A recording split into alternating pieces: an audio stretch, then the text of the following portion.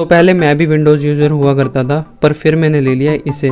अब इसे मैंने ले तो लिया था, पर भाई मुझे समझ ही ना आए कहाँ से क्या खुलेगा।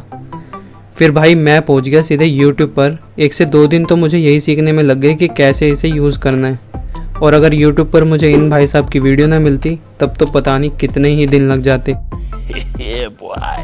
विंडोज़ से मैक ऑपरेटिंग सिस्टम में स्विच करने में मेरे को थोड़ी बहुत प्रॉब्लम तो हुई है, लेकिन यूट्यूब की हेल्प से मैंने चीज़ें सीख ली। तो अगर आप भी विंडोज़ से मैक ऑपरेटिंग सिस्टम में स्विच कर रहे हो तो मैं आपको गारंटी देता हूँ ये वीडियो देखने के बाद आप भी जैसे विंडो लैपटॉप यूज़ करते थे या कंप्यूटर यूज़ करते थे अपना, वैसे ही आप मैक ऑपरेटिंग सिस्टम यूज़ करने लग जाओगे। तो स्टार्ट करते हैं। तो पहली चीज़, जैसे हम विंडोज़ के अंदर किसी एप्लीकेशन को मिनिमाइज, मैक्सिमाइज और क्लोज कर सकते थे यहाँ से, वैसे ही मुझे मैक ऑपरेटिंग सिस्टम में नहीं समझ आ रहा था कहाँ से करना है, बट वो चीज़ हम यहाँ से कर सकते हैं। यहाँ पे एक ग्रीन बटन और रेड बटन और येलो बटन आपको देखने को मिलेगा। ये मिनिमाइज, मैक्सिमाइज और क्लोज के लिए होता है। तो ये तो सबसे बेसिक चीज थी, यही नहीं पता मेरे को, मतलब नहीं पता थी, बट अब पता चल गई है। अब तो काफी चीजें पता चल गई। सेकंड चीज, जैसे विंडोज में हमें कंप्यूटर का शट डाउन, स्लीप, रीस्टार्ट करना होता था, तो हम विंडोज के इस आइकन पे जाके इजीली कर सकते थे। तो वो चीज आप यहाँ से कर सकते हैं। एप्पल का आपको आइकन यहाँ पे देखने को मिलेगा। यहाँ पे आपको सारे फंक्शन देखने को मिल जाएंगे, स्लीप, रीस्टार्ट, शट डाउन।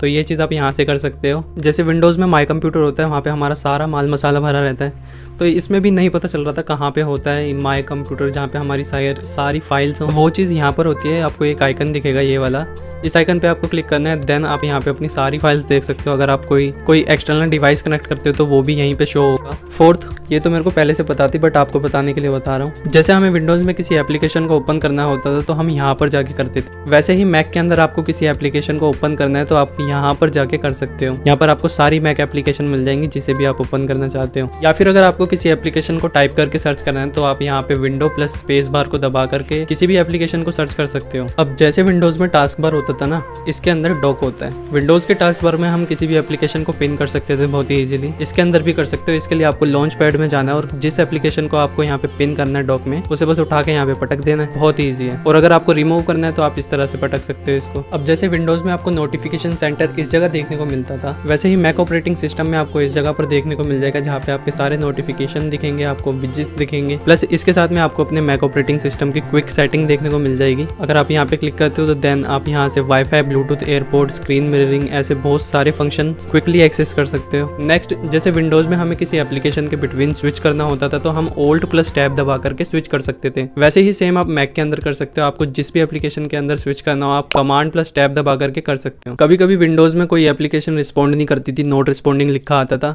तो हम क्या करते थे, कंट्रोल टैब प्लस डिलीट दबा करके टास्क मैनेजर ओपन करते थे और वहां से एप्लीकेशन एंड टास्क कर देते थे। यही सेम चीज आप मैक के अंदर भी कर सकते हो। आपको लेफ्ट कॉर्नर में एप्पल का एक आइकन देखने को मिलेगा, यहाँ पे आपको फोर्स क्विट का ऑप्शन मिलेगा। इस पे क्लिक करके आप किसी भी एप्लीकेशन को यहाँ से क्लोज कर सकते हो। ये बिल्कुल एंड टास्क की तरह वर्क करता है। ये एप्लीकेशन बैकग्राउंड से एकदम से हट जाएगी। बट ये नॉट रिस्पॉन्डिंग वाली मैक के अंदर प्रॉब्लम आपको तभी देखने को मिलेगी जब आप बहुत ज्यादा एप्लीकेशन इसके अंदर यूज कर रहे हो एक बारी में। तो मैं तो यही रिकमेंड करूंगा, अगर आपका बेसिक वेरिएंट है 8 GB रैम वाला, तो इसके अंदर आप कम से कम 3 से 4 एप्लीकेशन एक बारी में यूज कर सकते हो। उससे ज्यादा करोगे तो हो सकता है आपके साथ भी ये प्रॉब्लम हो जाए। सो यही कुछ प्रॉब्लम थी जो मैंने फेस की जब मैंने मैक ऑपरेटिंग सिस्टम पे स्टार्ट किया काम करना। एंड यही बेसिक चीजें हैं जो मैक ऑपरेटिंग सिस्टम को यूज करने के लिए आनी चाहिए, बाकी तो धीरे धीरे सीख ही जाओगे भाई। सो यस, ये वीडियो यहीं तक था। अगर आपको ये वीडियो काम का लगा हो, आपके काम आया हो, तो वीडियो को लाइक कर देना और ऐसी इंटरेस्टिंग वीडियोस के लिए चैनल को सब्सक्राइब कर देना। मिलते हैं नेक्स्ट वीडियो में।